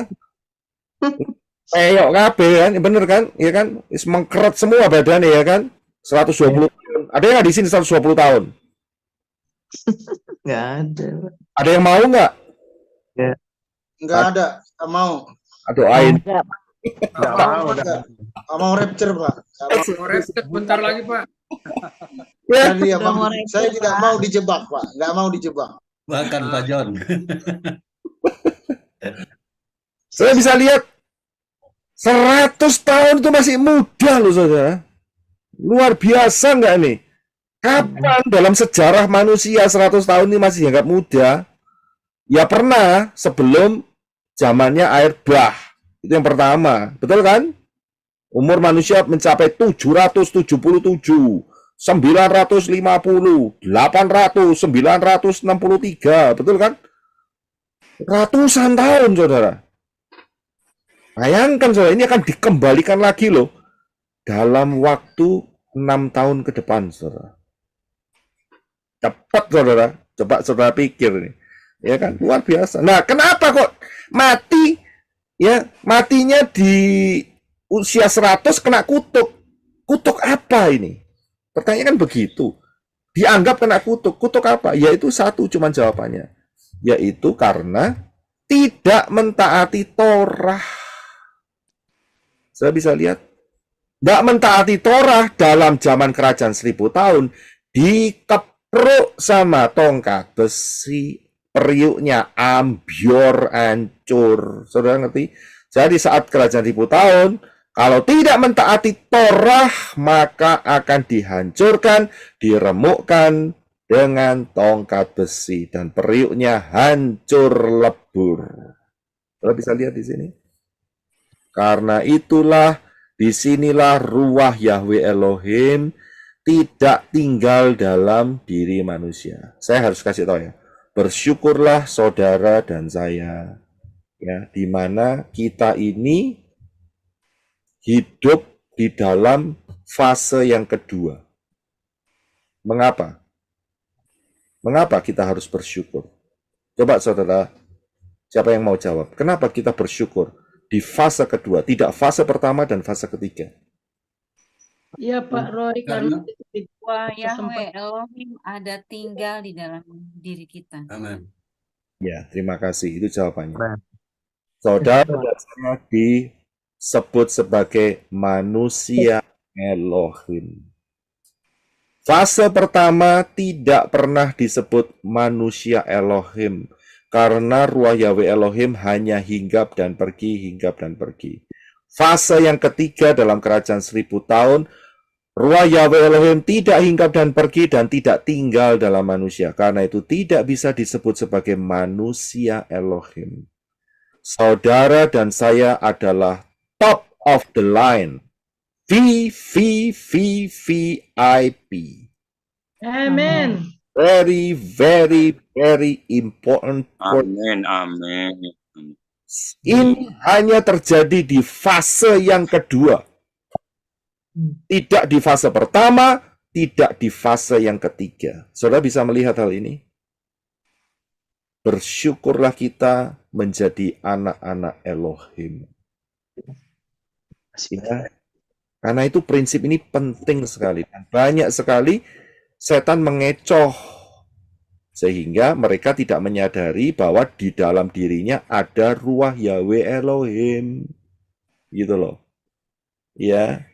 Luar biasa, ruah Yahweh Elohim sudah tinggal dalam hidup saudara. Ayo sama-sama katakan, ruah Yahweh Elohim. Yahweh Elohim. Sudah tinggal Tinggal dalam hidup saya. Dalam hidup saya. Amin. Amin. Ya, ini penting, ini pahami. Level kedua ini anugerah loh. Anugerah. Saudara enggak pernah mikir ya? Kenapa kok saudara tidak dilahirkan zamannya Raja Salomo begitu? benar. Nggak enak, Pak. Enggak enak. Walaupun sebetulnya dikatakan di sana emas dan perak itu seperti batu. Tapi seenakan AC. Iya, Pak. Saudara punya listrik, punya AC, punya internet, enak saudara. Ya kan? Rumahnya bersih, nggak ada bau tai kebo, tai kuda, tai kambing, nggak ada kan? Wangi, ya kan? Zamannya Salomo, walaupun seperti itu, perginya kan mesti pakai kuda, saudara. Saudara, Bau bangke Pak, bau bangke. Iya kan? Kambing domba. Iya, bersyukur. Kita ini top of the line loh. Bersyukur loh. Ini Bapak Yahweh punya anugerah buat saudara dan saya. Oke, saya akan lanjutkan sedikit lagi. Ya. Kita mute dulu ya, supaya nggak overlapping suaranya. Ya, oke. Nah, jadi kita sudah melihat bahwa ruah Yahweh Elohim tidak hinggap dan tidak dwelling dalam masa kerajaan 1000 tahun. Pertanyaan kedua yang belum selesai adalah bagaimana dengan sunat? Nah, siapa yang mau jawab nih? Bagaimana dengan sunat? Saya, Pak. Silakan. Nggak perlu Pak, sunat daging, sunat hati. Gimana? Sunatnya umur 8 hari, Pak. Soalnya itu kan Torah. Bagaimana dengan sunat kerajaan 1000 tahun? Kembali ke Torah, Pak. 8 hari. Yang dari Kita yang ikut memerintah nggak perlu, Pak. Tapi mungkin kalau manusia, Ya jelas manusia dengan tubuh kemuliaan disunat ya piye toh, Pak? iya maksudnya orang yang tubuh jasmani mungkin ya. Ya tubuh kemuliaan ya nggak bisa disunat loh. Siapa yang mau nyunat? Nggak ada dokter kok. Bukan maksudnya yang kita perintah itu, Pak, manusia di bumi yang masih jadi kita lagi ngomong soal manusia-manusia yang ada dalam kerajaan 1000 tahun di fisik ya. Nah, ini bagaimana soal sunat? Tadi yang fase pertama sunat daging. Fase kedua sunat hati. Fase ketiga kerajaan 1000 tahun sunatnya bagaimana? Daging. Daging. Sunat Daging, daging, Pak. 8 hari setelah lahir, Pak. Kayaknya masih Pak Roy, sunat daging. Maksudnya ini, Pak, yang untuk manusia yang masih belum ini ya, masih pakai tubuh jasmani. Hati. Nah, oke. Ingat ya, itu kembali ke Torah. Jadi harus sunat daging. Ingat ya. Ya, itu maksudnya, Pak. Tetapi di situ juga ada darah Yesua. Jadi harus sunat Hati. Jadi dua sunat daging. Dua-duanya berapa ya? Dua-duanya. Jadi 2. Nah, ayatnya di mana? Tak tunjukin ayatnya. Ayatnya tak tunjuk. Ayatnya di mana? Ayatnya ada di Yehezkiel. Yehezkiel 44 ayat 6 sampai 7. Ini ayatnya. Silakan Brother Henok. Katakanlah kepada pemberontak, yakni kepada keluarga Israel, beginilah Tuhan Yahweh berfirman. Hai keluarga Israel, cukuplah semua kekejian yang kau lakukan ketika kamu membawa masuk orang-orang asing, orang-orang yang tidak bersunat hatinya dan tidak bersunat daging ke dalam ruang suciku, lalu mencemarkannya. Ketika kamu mempersembahkan rotiku, lemak dan darah pada baitku, dan hal-hal itu telah melanggar perjanjianku oleh segala kekejianmu. Ya, terima kasih. Kalau saudara tidak cermat akan ayat ini, saudara akan terkecoh dan menganggap fase kedua, hari ini saudara harus disunat daging. Saya bilang itu tidak tepat. Karena fase kedua yang diajarkan oleh Davar Elohim hanya sunat daging. Hanya sunat hati. Boleh nggak sunat daging? Monggo, silahkan kalau mau. Tapi kalau tidak, apakah salah? Tidak salah. Karena fase kita sekarang adalah fase kedua.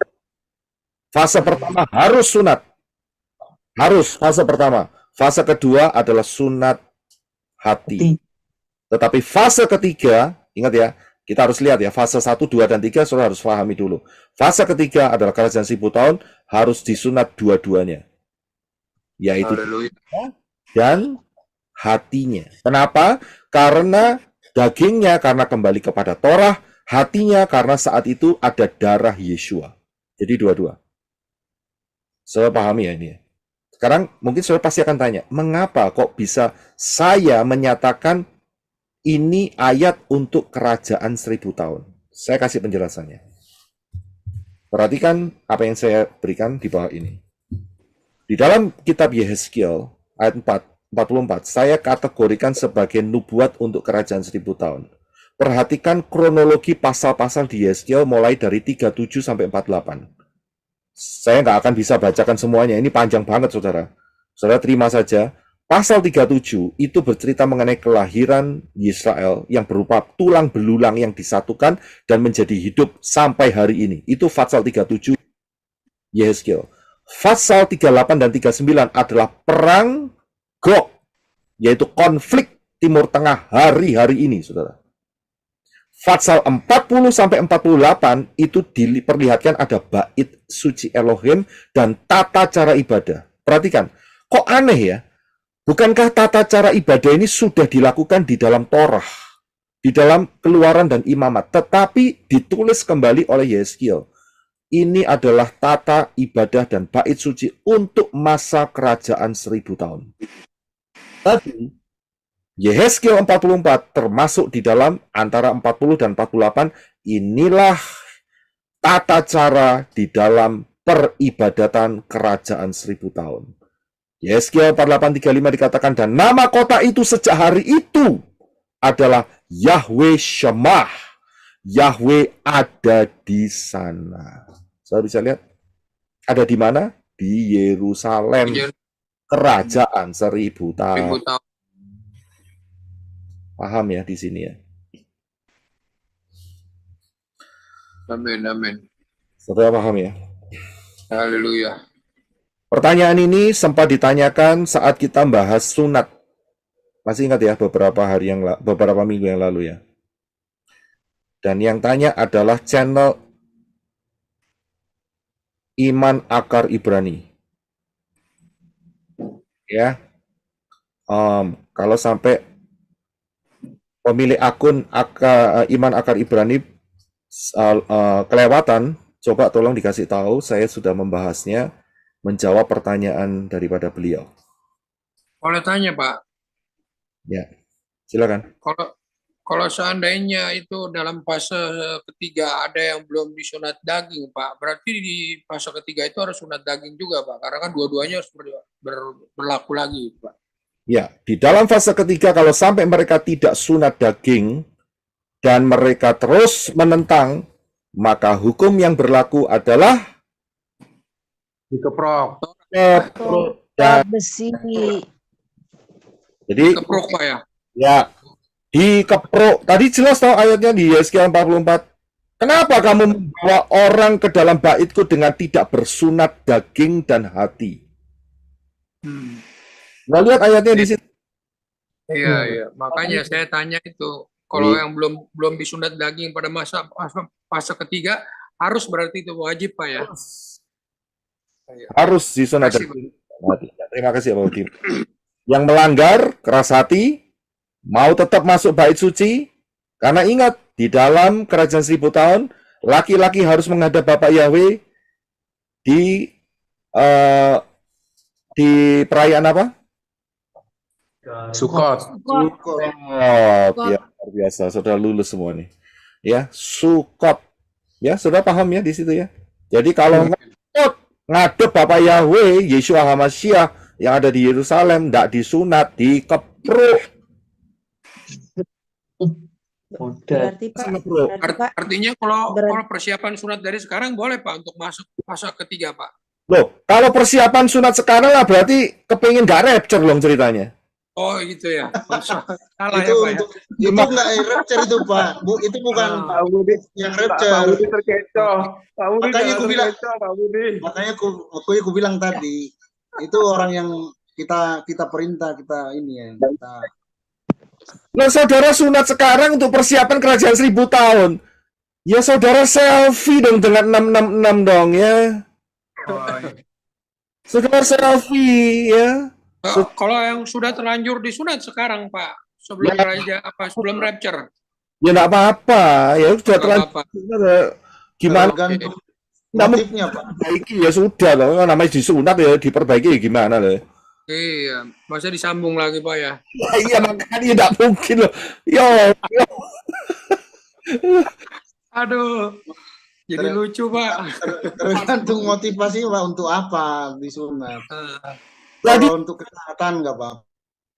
Jadi lanjut, Pak. Lebih baik bertanya, Pak, daripada sesat di jalan, Pak, nanti, Pak. Nggak apa-apa, Pak. Bagus. Jadi fase kedua ini adalah sunat hati. Iya, Kenapa? Pak. Baik, Pak. Karena yang di dalam Yesua itu bukan laki-laki toh, juga perempuan. Nah, perempuan kedagingan enggak? Loh iya, podo ae gitu. Laki-laki ya kedagingan, perempuan ya kedagingan. Karena itu dua-duanya harus sunat hati. Jadi sunat fisik ya tidak dianjurkan kamu sunat ya silakan, enggak ya enggak apa-apa, begitu loh. Ya. Oke. Dan satu Baik, Pak. ketentuan. Tapi nanti kerajaan 1000 tahun wajib. Nah, itu dia. Wajib kerajaan 1000 tahun ya. Oke, paham ya? Pak, makasih, Pak. Oke, haleluya. Terima kasih. Pak Roy, berarti nanti kalau di kerajaan 1000 tahun yang tidak sunat itu disitulah digenapi tidak sampai 100 tahun ya Pak ya. Disitulah digenapi kena kutuk lah dia gitu ya Pak. Betul. Jadi kalau mereka ngotot tidak mau disunat berdasarkan Torah, jawabannya cuma satu, dikepruk. Bodar, Pak. Biar. Pertanyaannya siapa yang ngepruk?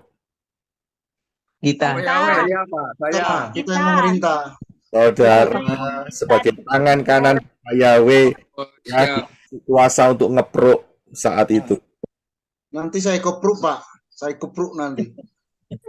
Mau tanya, Pak. Saudara tidak boleh ngepruk hari ini. Fase kedua saudara tidak boleh ngepruk. Saudara ngepruk nggak rapture. Haleluya. Itu kan berbicara 1000 tahun lah, kerjaan 1000 tahun kan. Saya kasih warning, jangan ada yang salah tanggap. Oh kalau gitu, Pak Roy mengizinkan kepruk-keprukan begitu ya tidak dong ya, gitu loh. Ya, baik Pak, siap. Pak, masuk dalam kerajaan 1000 tahun kondisi fisik sesuai dengan umur atau semua disamaratakan menjadi muda kembali? Oh ya sesuai dengan fisik dong Pak. Baik, makasih. Ya kan cuman Disamain itu Pak nanti, kalau disamain baru. Oke, saya akan lanjutkan. Sorry. Mute semua. Saya lanjutkan sedikit lagi. Ya. Jadi, sudah paham nih. Nah, pertanyaannya begini. Ini pikirkan baik-baik. Jika bumi penuh dengan kemuliaan Yahweh, kemudian masing-masing tidak mengajar sesamanya, pertanyaannya ada di bawah. Ya. Saya ulangi. Jika bumi dipenuhi dengan pengetahuan tentang Yahweh dan sesama tidak mengajar lagi, kenalah Yahweh. Pertanyaannya di kota itu, bagaimana dengan pengenalan Davar Elohim bagi para mempelai Yeshua HaMashiach yang menerima janji akan memerintah bersama Yeshua HaMashiach dalam kerajaan 1000 tahun? Jawabannya apa? Ya, silakan Arizona angkat tangan. Kita harus mengenal Davar Elohim dari hari ini, sekarang. Oke, kita tampung. Terima kasih, Brother Enoch. Ada lagi yang mau mencoba untuk jawab? Bagaimana dengan pengenalan Davar bagi para mempelai Yeshua HaMashiach? Silakan, ada yang mau coba jawab lagi? Saya Pak. Iya, benar, Pak. Lebih sungguh-sungguh lagi ikut bersama Yeshua HaMashiach, Pak. Lebih sungguh-sungguh lagi, oke, kita tampung. Ada lagi? Saya setuju Pak, harus mengenal firman Tuhan secara penuh saat ini, dari sekarang. Ya, lebih mengenal. Terus ada lagi? Saya Pak. Firman yang menjadi daging, Pak. Ya, firman jadi daging, oke. Davar Elohimnya adalah Yeshua HaMashiach sendiri di sana. Ya, ngerti. Davar Elohim memang Yeshua HaMashiach, tapi bagaimana dengan para mempelai Yeshua HaMashiach? Belajar lagi. Pak, saya Pak. Davar Elohim. Kita Ya, mau kehidupan Yesus. Elohim kita lagi. silakan. Saya masih beri kesempatan. Tadi. Saya Pak. Ya, makanya itu Pak, sekarang ini adalah kesempatan yang terbaik untuk kita mempersiapkan diri dan belajar. Karena yang masuk ke dalam kerajaan 1000 tahun itu kan kualitas mempelai, Pak. Ya. Oke. Saya Pak. Boleh jawab Pak? Silakan. Yang 144.000 itu Pak, mereka kan sudah mengenal Torah. Jadi itu cikal bakalnya gitulah Pak. Oh, enggak ada hubungannya itu. Oh, Lalu enggak ya. nanti saya jelaskan sendiri tuh di tema yang next itu. Ya, yang pertanyaannya kan kita kan bukan 144.000. Kita ini mempelai Ya. kita ini pakai tubuh kemuliaan dan di tangan kita ada tongkat untuk ngeprok. Ya kan pertanyaannya bagaimana Dafar Elohimnya begitu loh. Oh, untuk kita ya, Pak ya. Karena saat itu kan mereka sudah mengenal Iya. Sudah mengenal Yahweh. Ya. Ya, oke, saya Izin, Pak. Oh iya, silakan. Yang tadi ngomong izin ya. Seperti yang Pak Adi sampaikan tadi itu, saya Pak. Tolong yang lain mute dulu ya. Sister, Saya Pak. silakan. Saya sepakat dengan yang disampaikan oleh Pak Adi, Pak. Di mana bahwa saatnya sekarang ini kita yang mengetahui tentang Dafar Elohim. Jadi kalau misalnya kita tidak dipenuhi dengan Dafar Elohim, maka kita tidak akan layak untuk disebut sebagai mempelai Hamasya yang memberi sama Hamasya dan Pak. Artinya bahwa saat kesempatan sekarang ini yang mesti kita harus benar-benar manfaatkan, Pak. Iya, oke, terima kasih. Jadi jawaban saudara benar semua, ya kan? Kita akan lihat, yaitu tadi kan saya tanya, saudara nanti di Syamayim atau nanti kalian 1000 tahun mau tempat rendah atau tinggi? Kan tadi saya tanya di awal tadi, ya kan? Nah, ini dia. Coba baca di dalam Matius 5 ayat 19. Saya berikan 2 terjemahan, ILT3 dan LAI. Silakan Brother Enoch. Matius 5 ayat 19. Oleh karena itu, siapapun yang mengabaikan satu dari perintah-perintah yang terkecil ini dan mengajar orang-orang secara demikian, dia akan disebut yang terkecil di dalam kerajaan Syamayim. Namun, siapa yang dapat melakukan dan mengajarkannya, dia akan disebut besar di dalam kerajaan Syamayim. Karena itu, siapa yang meniadakan salah satu perintah hukum Torah, sekalipun yang paling kecil, dan mengajarkannya demikian kepada orang lain, ia akan menduduki tempat yang paling rendah di dalam kerajaan Syamayim. Tetapi siapa yang melakukan dan mengajarkan segala perintah-perintah hukum Torah, ia akan menduduki tempat yang tinggi di dalam kerajaan Syamayim. Haleluya, terima kasih. Saudara mau tempat rendah atau tempat tinggi? Keputusan masing-masing. Ya. Nah, saudara lihat di Matius 11 ayat 11, silakan Brother Enoch bisa dibaca. Sesungguhnya aku berkata kepadamu, di antara yang lahir dari seorang wanita tidak pernah tampil yang lebih besar daripada Yohanes Pembaptis, tetapi yang lebih kecil dalam kerajaan Syamayim lebih besar daripadanya. Saudara bisa, terima kasih. Saudara bisa lihat mengapa Yesus mengatakan posisi Yohanes Pembaptis terkecil di Syamayim? Jawabannya adalah 1, karena di dalam Matius 11 ayat 2 dan 3, Yohanes dan setelah Yohanes di dalam penjara mendengar pekerjaan-pekerjaan Hamasyah, seraya mengutus 2 muridnya, dia bertanya padanya, engkaukah yang akan datang itu, atau haruskah kami menantikan yang lain? Jadi Yohanes Pembaptis meragukan Yeshua. Ragu kepada Yeshua, posisinya melorot. Tahu melorot ya? Saudara tahu bahwa dengan keraguan itu sama dengan roh tidak percaya. Sehingga posisi Yohanes Pembaptis diambil sebagai contoh di Syamayim, dia yang terkecil, saudara. Bayangin, saudara. Dikatakan bahwa yang kecil di kerajaan Syamayim itu lebih besar daripada Yohanes Pembaptis.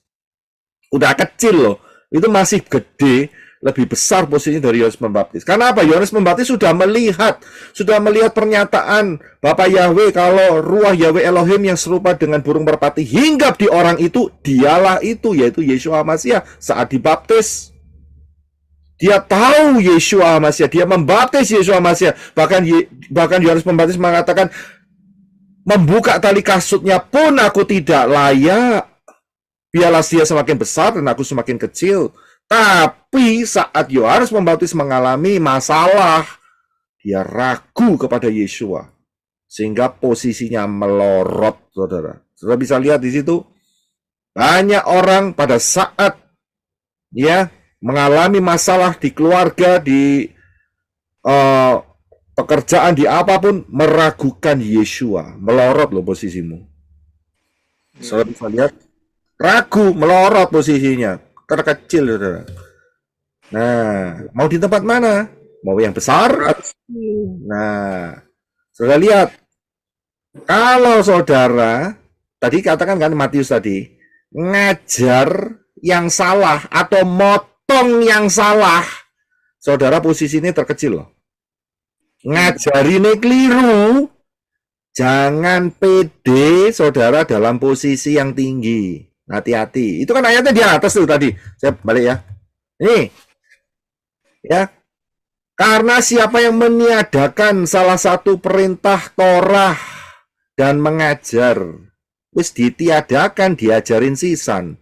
Berarti dia duduk di tempat yang paling rendah. Bisa lihat? Sudah ditiadakan, diabaikan, diajarkan lagi. Saudara bisa lihat? Nah, lihat ini posisi yang mengajarkan, apa itu namanya? Makannya setahun sekali. Berarti menempatkan posisi yang salah. Pengajarannya keliru. Ya jangan harap posisinya besar. Jelas dong ayatnya. Jadi kalau masih mau mengikuti pengajarannya seperti ini, ya si pengajar-pengajarnya terserah lah, itu urusannya Bapak Yahweh. Ya kan? Tapi saya mengfokuskan kepada yang diajar. Kasihan, saya bilang. Kalau mereka tetap ngotot, ya mau posisinya terkecil ya terserah, itu pilihan mereka. Tapi saya kasihan sama saudara. Saudara itu nggak ngerti apa-apa, dicekoin, kok dia diterima, begitu loh. Dan ujung-ujungnya sampai di Syamayim, loh kok posisiku terkecil ya, kamu ngikutin pengajaran sing keliru. Ditiadakan, ya posisimu kecil kalau ditiadakan, ya kan, meniadakan Torah, diganti Torahe. Kita ini sudah ada di masa sesudah Yeshua, diganti kepada masa sebelum Yeshua. Ya, luar rencana nih, Bapak Yahweh sudah kepingin saudara taruh paling tinggi, melorot saudara, gara-gara pengajaran yang keliru. Jadi kalau masih mau mengikuti pengajaran seperti ini, jawabannya cuma dua. Saudara akan masuk di tempat terendah di Syamayim atau kandidat modiar. Ngerti maksudnya? 3M, Pak. Ngerti, Pak. Jadi kalau salah penempatan, berarti posisi bisa melorot. Saudara bisa lihat. Ya, paham di sini. Nah, ini posisinya bagaimana untuk menjawab pertanyaan di atas? Sebagai mempelai Yeshua Mashiach. Saudara harus, ini masanya 2 tahun, ya. Kita ambil yang paling cepat 2 tahun ini, ya, dengan pola Shemitah. Saudara harus memperlengkapi hidup saudara dengan Dafar Elohim. Saudara bisa lihat, karena ingat loh, manusia fisik dalam kerajaan 1000 tahun mereka mengenal Yahweh. Nah, saudara aja nggak mengenal Yahweh, gimana saudara bisa mengikuti perintahnya Yahweh? Saudara bisa lihat, ya harus mempelai Yeshua Mashiach harus lebih kenal gitu loh. Saudara kenal dari orang-orang yang ada di dalam kerajaan 1000 tahun. Kenapa lebih kenal dengan Dafar Elohim? Karena di dalam hidup saudara ada ruah Yahweh Elohim yang ngajarin saudara kepada seluruh kebenaran. Begitu loh. Saudara, ya, kita paham ya? Jadi level saudara harus di atas fase 1 dan fase yang ketiga. Fase kedua ini adalah fase yang tertinggi. Tapi ingat, dalam fase kedua ini ada risiko, saudara. Yaitu risikonya ini. Jangan ngikutin pengajaran yang salah. Melorot posisimu. Ya, nek cukup. Ya, toh, berarti sudah di ujung ini untuk mau keluar dari Syamayim, begitu loh. Tahu ya untuk ya. Hampir keluar. Ya. Yang paling parah apa? Ya modiar, mampus. Ya, di emperan Syamayim. Itu dia. Kita bisa lihat. Jadi jangan sampai posisinya ke arah di situ dan kemudian terjegal setan, akhirnya mati saudara karena cuma makan setahun sekali. Oke, haleluya, Bapak yang berkati. Kita sudah hampir 6.000 tahun, entar lagi kita rapture, saudara bisa siapkan untuk rapture ya. Berapa tahun ke depan pelajari mengenai High Order 2026, jangan remehkan, waktunya akan dipersingkat sehingga kita semua orang-orang pilihan akan di rapture. Dan saudara tahu pengajaran mengenai rapture dipersingkatnya kapan? Buka pengajaran 1250 hari, 1335 hari ya. kita bisa melihat dengan pola Shemitah, maka rapture akan bisa dilihat akan terjadi dengan pola Shemitah ya. Itu 2025 akhir atau 2026 awal ya. Masuklah dalam pintu yang benar untuk keselamatan, yaitu Yeshua Mashiach. Nah, barang siapa berseru pada nama Yahweh akan diselamatkan. Masuk dalam baptisan pembaharuan, jangan cengkal-cengkal. Saudara tahu cengkal ya? Jangan keras kepala ya. Jangan mengeraskan hati. Masuk dalam baptisan yang benar, dalam nama Yahweh, dalam nama Yeshua HaMashiach wa Ruach Yahweh Elohim, dan kemudian belajar Dafar Elohim, tinggalkan semua perayaan-perayaan pagan, berjalan dengan Yeshua Ruach Yahweh Elohim, ya, dan sampai masuk di dalam rapture. Siapa yang membutuhkan baptisan pembaruan sudah bisa screenshot, ya. Bapak yang memberkati.